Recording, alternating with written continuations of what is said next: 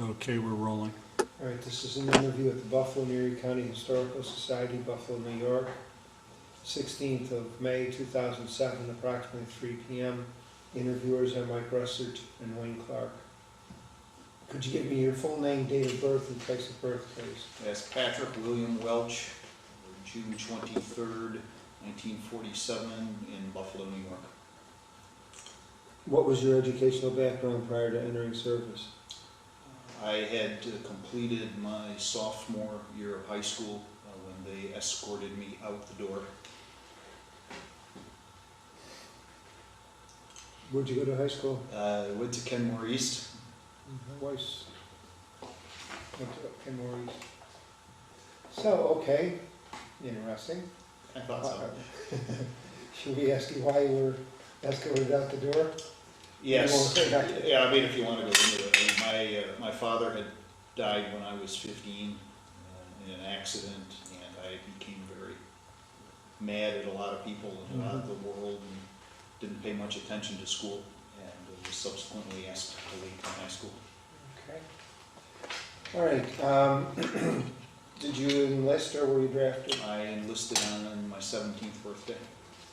Did you have anyone's permission? You'd have to have someone's permission. Yes, my mother signed my papers that day. And you went into the Army? I Or? went to the Marine Corps. Marine Corps, okay. I was in Paradise Island 5 days later. Paris Island. Paris, okay. So that's where you went for your For boot camp, boot yes. camp. What was that like for you? It was just about everything I had expected. I had 5 uncles who were in the Marine Corps in World War II. Uncle who was in the Army, World War II, and my father was in the Navy submarine service. Being in the Marine Corps was something I had wanted to do since I was 5 years old, so I was right where I wanted to be. Did you regret it at all, like when you got down there? Not 1 minute, not one. How long were you on Paris Island? 4 months. Okay. Where did you go from there? After that, I went to Camp Geiger, which is located at Camp Lejeune, North Carolina, for advanced infantry training for a month.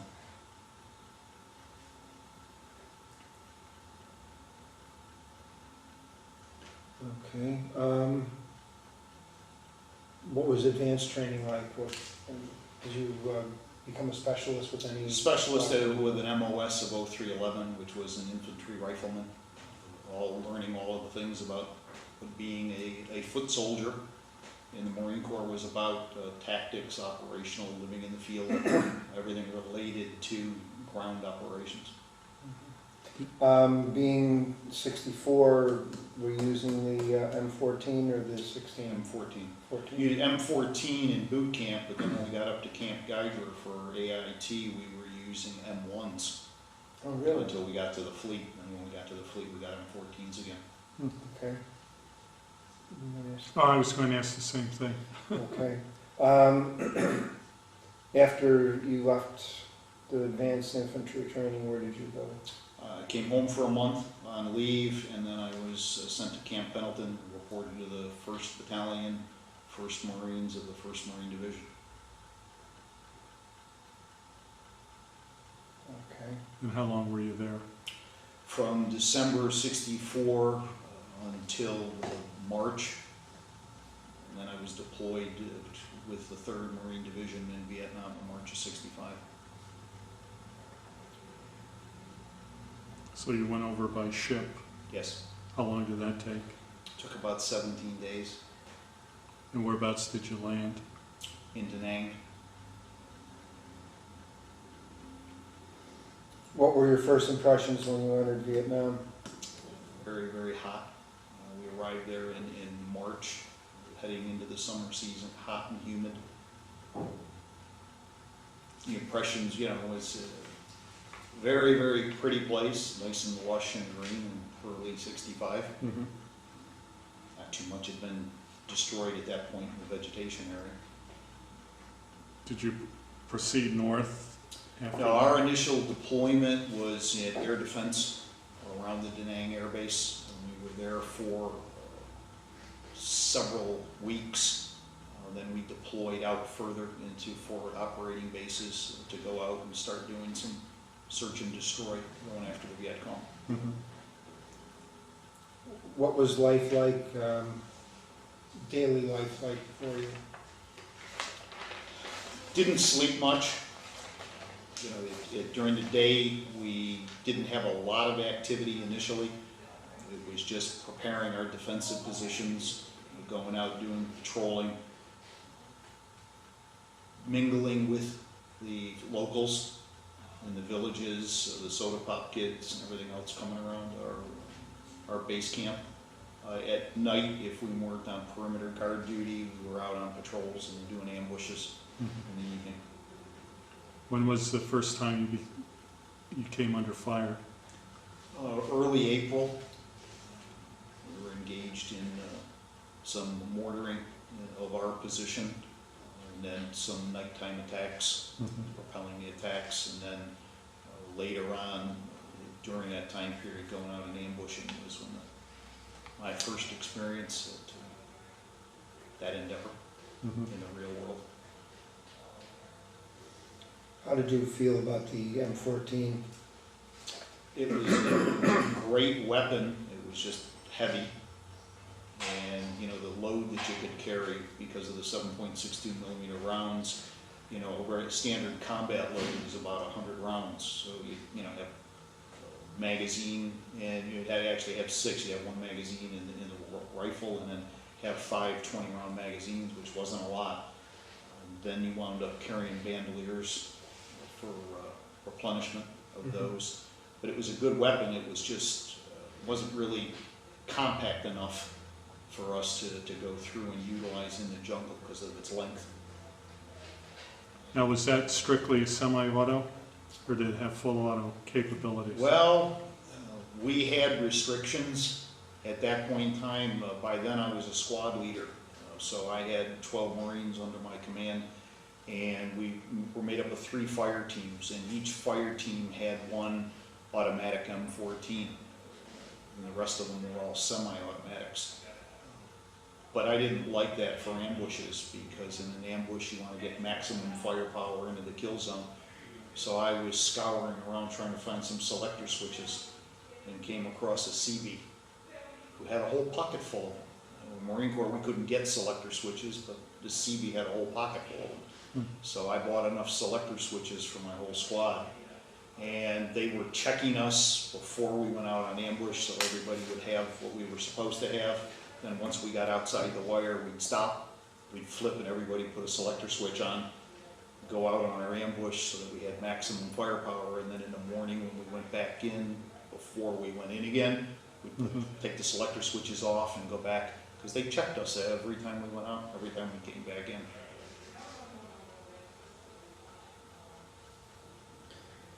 Did you ever have any mechanical problems with the weapon out in the field? No. It was very, very reliable.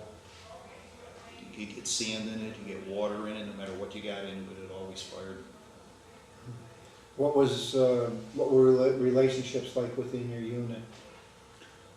Well, our unit was very, very good. In really 65, everybody was a volunteer who was in the Marine Corps. So we had all wanted to be in the Marine Corps. Everybody didn't necessarily want to be in Vietnam. But, you know, we were doing the job. There was good camaraderie, good esprit de corps. Everybody was watching out for each other. Mine was a little unique because at that point I was the youngest Marine, and as far as I know, I was the youngest American in Vietnam at that time. And I was an E4 corporal at that time with a squad of Marines, all of whom were anywhere from 2 to 4 years older than me. And it was an interesting time period in my life. I probably made more decisions in that time period that determined life and death than I have the rest of my life. So I grew up very, very quickly. How did you think the others felt about you being so young? I didn't. Was there any problem at all? No, not really, because I was the most studious, I was the most gung-ho, I was going to be a lifer.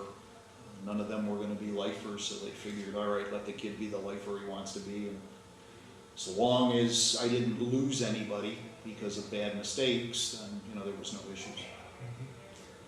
How do you feel about the officers over you? We had some good second lieutenants, and we had some poor ones. We had a good company commander. Our executive officer was a bit of a jerk. He had come to the infantry company from playing football at the Quantico Marine team, and had not ever been in a line company, so he was not very well respected. But our senior NCOs were very well respected, and we had one second lieutenant in our company that was extremely well respected. What were your relationships like with the local people? Well, for the most part, the relationships were pretty good, as you could determine during the day. You know, in the evening, it was hard to tell what the relationships were, although, you know, during the day we would meet and greet people.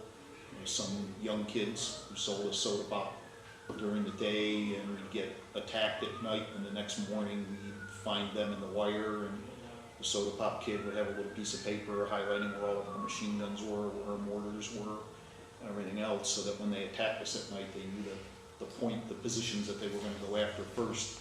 So, you know, tactically, we started to learn that, you know, once it got dark, we'd move things around, because we had these people mingling with us all the time.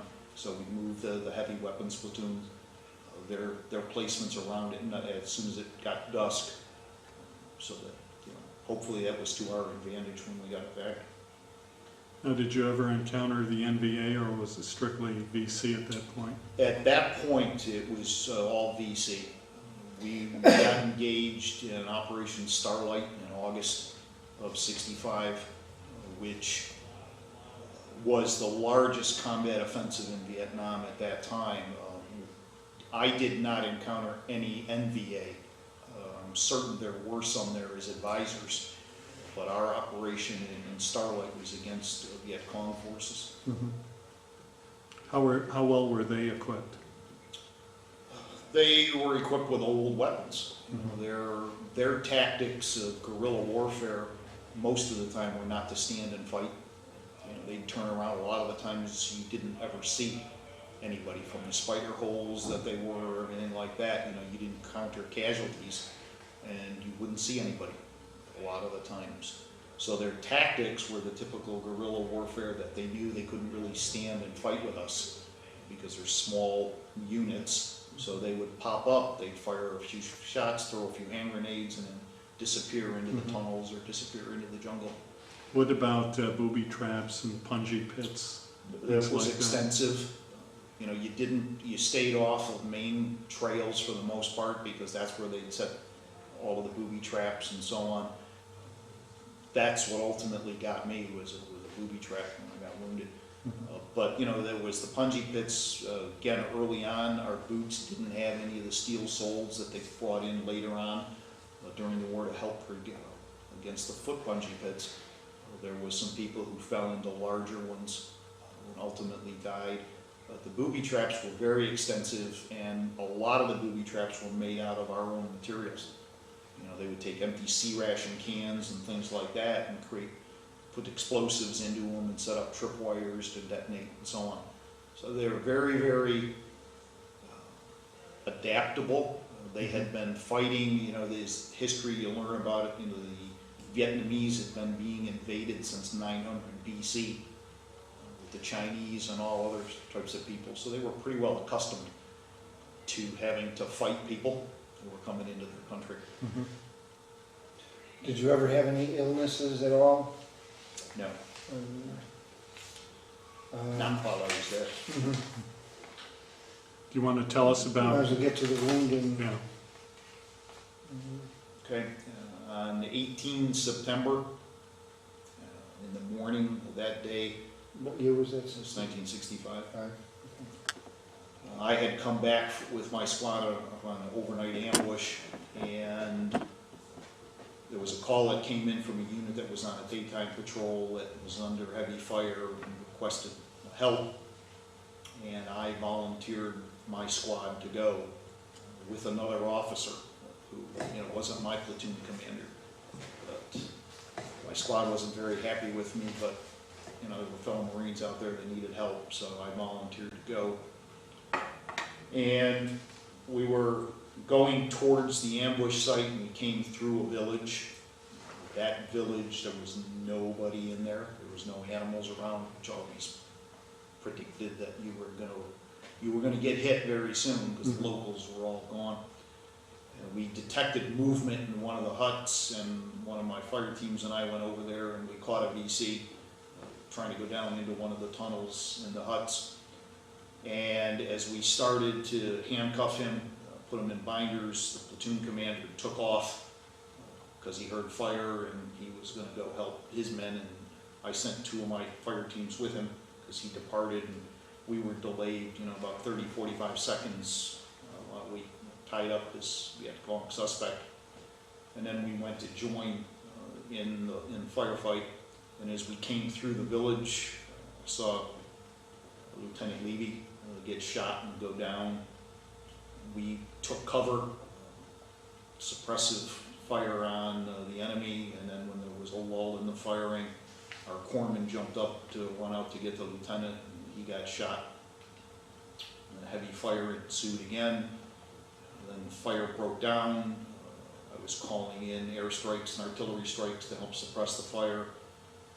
When there was a break in the engagement, I got up to go out to help them and tripped off a bouncing Betty. Came up out of the ground, 12, 18 inches, and then just exploded. And pretty well tore me apart from the waist down. We continued in a firefight for what seemed, hours, but probably was only half hour, an hour.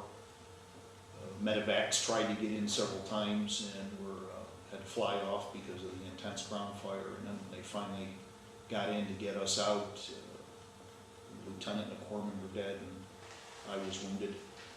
And that was the end of my Marine Corps career.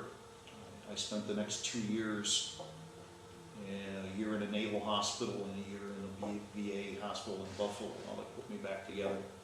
Now, when you were first wounded and medevaced out, where did you go at that point? I went to a battlefield hospital, MASH unit type of engagement, then to the Philippines, Clark Air Base, and then ultimately back to St. Albans Naval Hospital in New York.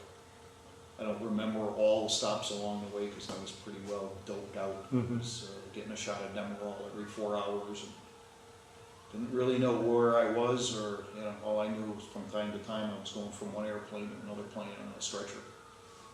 And spent a year in St. Albans. Out of the 24 months I was hospitalized, I spent 14 months on my back, and 10 months in learning how to walk again, how to move around.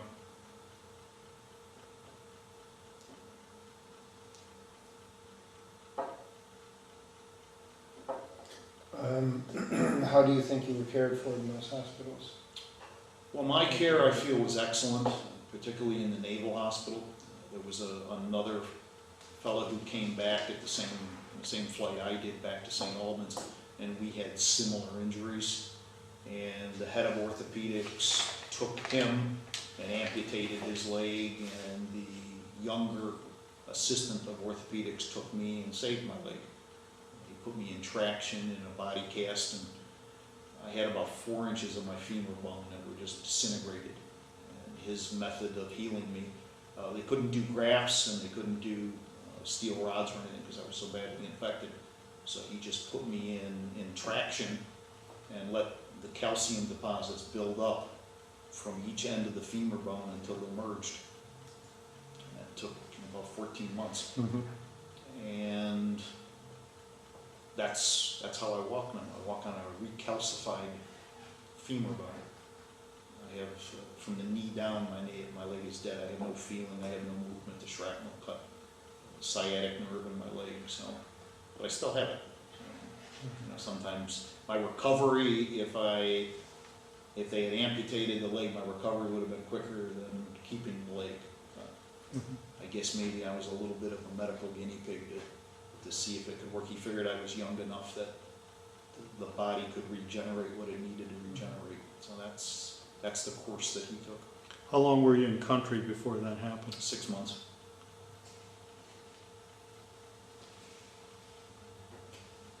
Do you have any lingering problems with this at all? Does it bother you, or?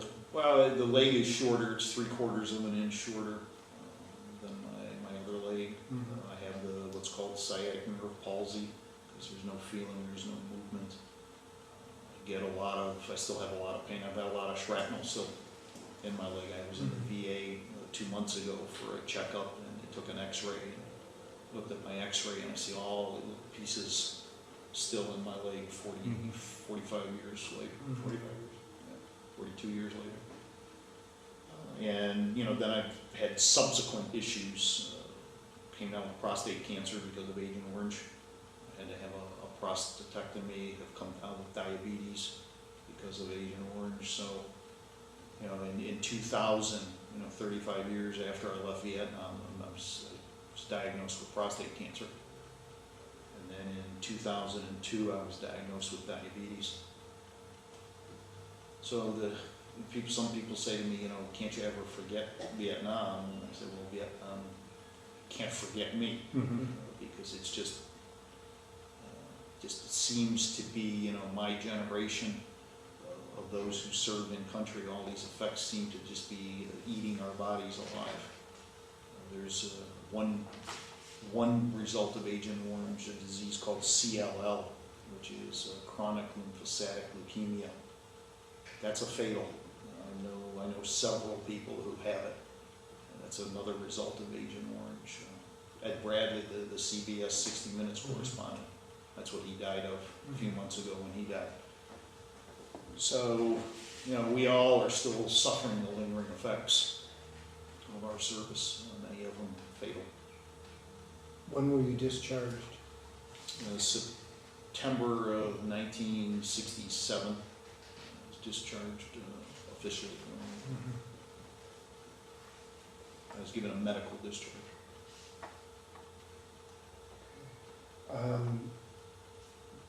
Did you ever make use of the GI Bill at all? Yes, I did. When I was laying in the Naval Hospital, I realized that I was a high school dropout and a cripple. So I was going to have to do something. So I took the GED test while I was in the Naval Hospital. And then when I came back to the VA hospital, I applied to colleges and was accepted at Niagara Community College, fortunately, and then went on to UB from there.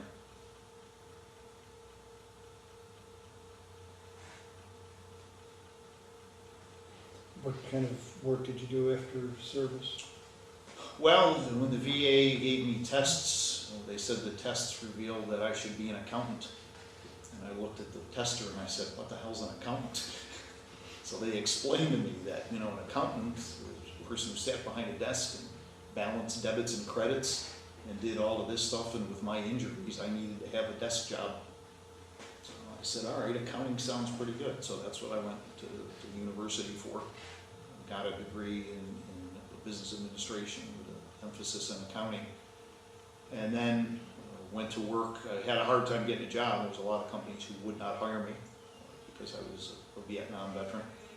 And then finally ran into a locally founded company called Service Systems, which was founded by a couple guys from Buffalo. And the director of human resources happened to be an Army veteran from Korea, and he decided he was going to take a chance on this crippled young Vietnam veteran, and they gave me a job, and I spent many good years there. Started out as a junior accountant, and when I left, I had held 2 of the 3 assistant controller positions that they had in that company. And then I moved to Florida. I got a job as a hotel controller in Nassau, in the Paradise Island Resort and Casino. And went down there for a couple of years as the controller of that hotel. Then came back to Buffalo, wound up working for Turgeon Restaurants as director of administration, doing all the accounting, then became director of operations, running the hotels, and then got an ownership position with local hotel restaurant equipment supply company. And then 22 years ago, myself and 3 guys that I used to work with at Service Systems founded our own company, which I'm still in now. We provide software to the hotel industry, and we built it from nothing but an idea in 1985 to now we have over 600 clients in 54 countries around the world. So it's been an interesting progression since those days of laying in a hospital. Do you belong to any veterans organizations at all? Yes, I do now. I didn't for a lot of years. There was a period in time where the civilians and the traditional veterans organizations didn't want anything to do with Vietnam veterans, so there was a group of people down in Washington who formed the Vietnam Veterans of America, and I became involved in that organization in 1989, have been in it ever since, currently serve as president in my 5th year, going into my 6th year, not consecutive years, but out of the 17 years I've been with VBA, I've been president for 6 of those 17 of the local chapter. I'm at the state level, I'm at the national level as vice chairman of the Government Affairs Committee. At the national level, and this July I'm running for a national office in the Vietnam Veterans of America.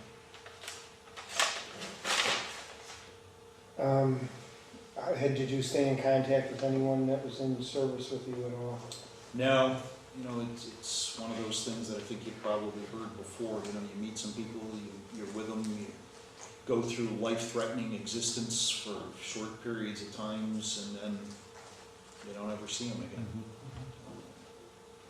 But I know from people who have seen people I hadn't seen for many years that when they gathered together again, it was like they were never apart because of the bond that's developed in those situations. But I have not ever seen anybody that I served with. Do you ever watch any of the movies or read any books on Vietnam at all? Yes, I still do, because one of the things that we're involved in is an educational program. We go out to the schools, high schools and colleges, talking about Vietnam and what our experiences were like. So I like to keep up as much as possible on what some of the things are said about it, good or bad. And I think from our perspective, the reason that we're so engaged in it is the fact that if you look at the American history books today that they're using in the high schools, they devote about a quarter to half a page on Vietnam. And I think it's pretty sad that the longest and other than the most divisive Civil War being the most divisive war in our country's history, that's all the history people devote to it. A lot of things that happen in this country today happen as a result of lessons learned by people in Vietnam, and I just think it's a travesty that there's not more time given to that. How did you feel about the anti-war movement? Well, I have always been, against the anti-war movement. I think, everybody's entitled to their position on it. That's why we live in this country, and that's why we fight for this country. I don't think it assists the troops that are in the field, and I think over the years, as we fight more sophisticated enemies with the communications in the world today, all it does is give them more resolve to stay the course, because they know that as America gets bloodied, its political leaders and the citizens are apt to say we need to get out rather than to complete the mission. And I look at Vietnam and I try to take a positive view of it, and the way I have looked at it is the fact that the 58,300 plus who died in Vietnam, and the over 100,000 who died since then of Vietnam-related injuries didn't die in vain, because I look at our wall and look at the Berlin Wall, and the view I try to take and push onto people is the fact that prior to Vietnam, third world countries were falling in great numbers to the Soviet doctrine of communism. Subsequent to Vietnam, there was only one or two who fell to the Soviet doctrine. And in 1989, 14 years after Vietnam ended, the Berlin Wall came down and the Soviet Union was gone. So I like to look at that aspect of history and say that their death did have a purpose. It helped basically to end the Cold War because the Soviet Union was destroyed. Not militarily, but internally. It just fell apart. This is a question I usually ask at the end, and you are still living with the effect. How did the war affect you personally, affect your life? Well, I look at a lot of my peers in business and see how they react to adversity. And many of them fly off the handle, they go into rages, they have a lot of problems with it. And I have been pretty much able to maintain a coolness in that, and sometimes it irritates them. And I explain to them that, you know, what's going on here in business isn't life and death.